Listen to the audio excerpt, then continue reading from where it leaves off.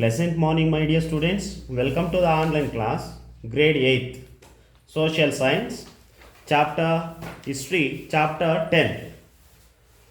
The Chalukyas of Badami and the Pallavas of Kanchi.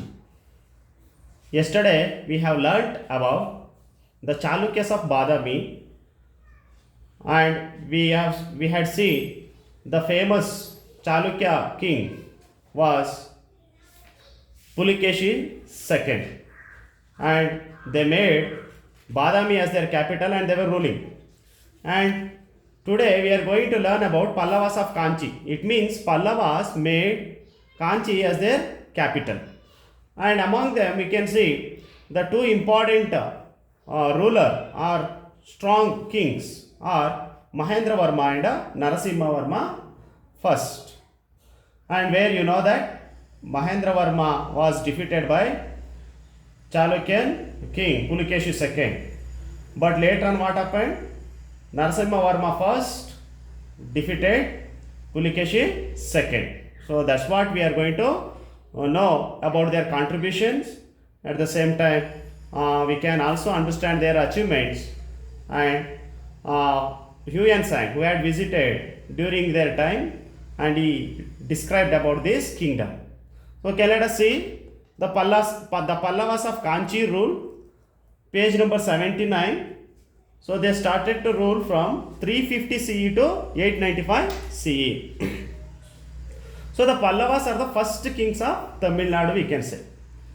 So they enjoyed their place among the dynasties which ruled in South India.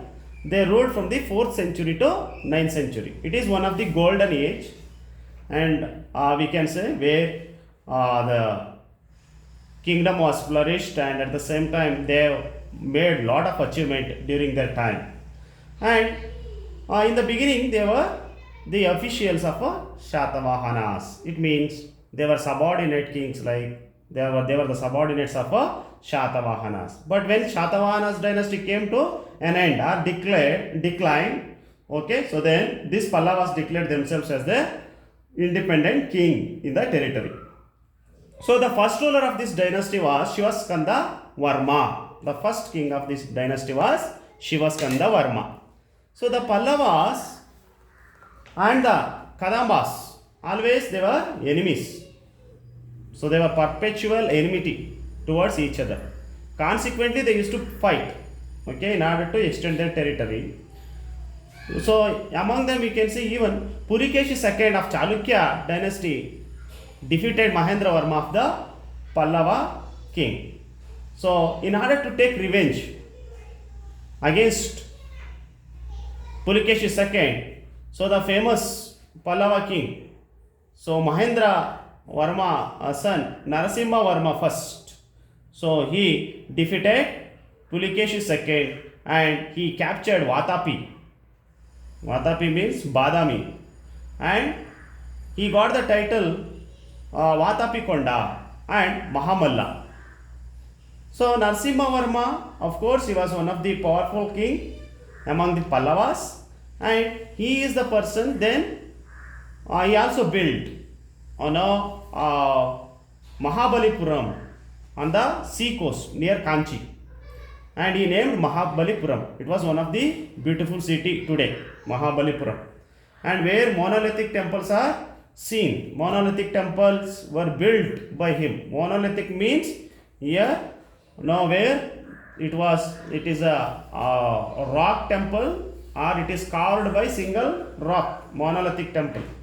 And during the reign of Aparajita of Pallava, so after Narasimha Varma, so they were weak rulers. So after that Aparajita came. So Aparajita was a weak ruler. What happened here? Aditya of Chola dynasty put an end for the Pallava rule. Now let us see what are their contributions of Pallavas. So they introduced systematic administration in Tamil Nadu. So already I told you they were the first kings of Tamil Nadu. They gave importance for the Tamil literature as well as Sanskrit literature. So they had a significant role in Tamil Nadu, and they gave significant contribution to the field of literature, religion, art and architecture, and even education. When the Chalukyas reigned, Vatapi and the Pallavas were Kanchi. It means this Vatapi or Badami and Kanchi flourished, very no rich kingdom, and they were heroic. It was heroic age in the South India. Okay, so we can call heroic kingdom of South India. So they organized very strong army.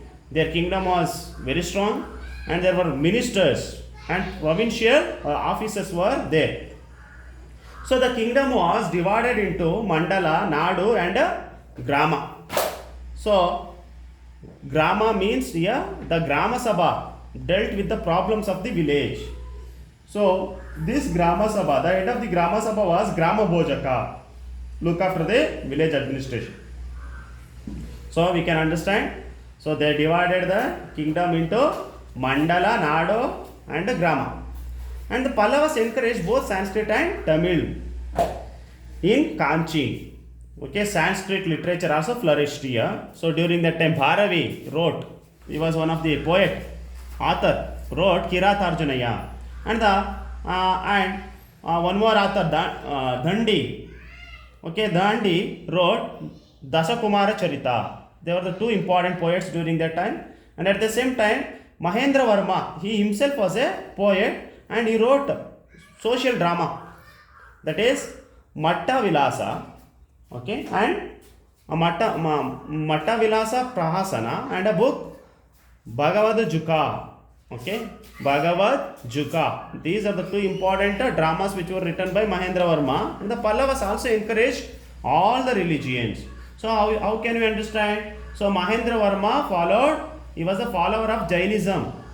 So during his time we can see there were many Jain temples were built, and they were great scholars who studied in Nalanda University. Even Dharmapala was born in the Kanchi. And this age also was witnessed the rise of Bhakti movement as well as Renaissance movement. Okay, it means where they gave full stop for all the uncultured activities, or we can say that all the superstitious beliefs, and they started the movement of the Bhakti movement and also Renaissance movement. They wanted to bring some necessary changes in the religious, and Shiva and Vaishnava religious sects also became popular during their time. And 63 great saints called Nayarmars propagated the Shiva faith. Okay, so there are 12 Alvas.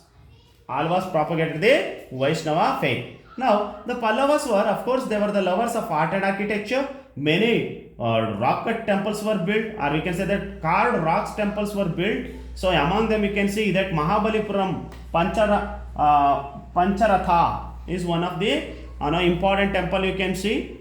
Okay, there were many famous monolithic temples. We can say that which says about especially this Mahabharata and Bhagavata stories. Okay, the stories of Mahabharata and Bhagavata, the Panchatara famous monolithic temple, and the carving of Arjuna meditation also is emerged an excellent work of art.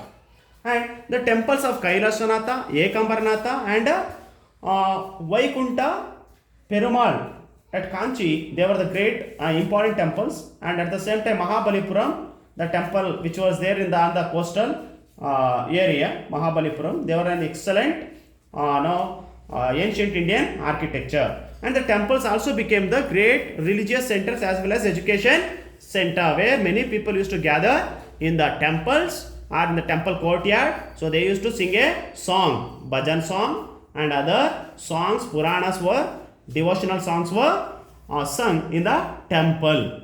And the Pallavas also had good naval forces, or they had a great relationship with other countries, trade relationship with other countries. Merchants had trade with South Asian countries like Malaya, Indonesia and others. Of course, we can say that. So they were also influenced Indian language, faith, tradition and culture in the countries. So that's why we remember these Pallavas of Kanchi. So they are given enormous contribution to the field of art and architecture. So that is their great achievement. Please go through the textbook once again and gather few more information about these Pallavas of Kanchi. Okay, thank you.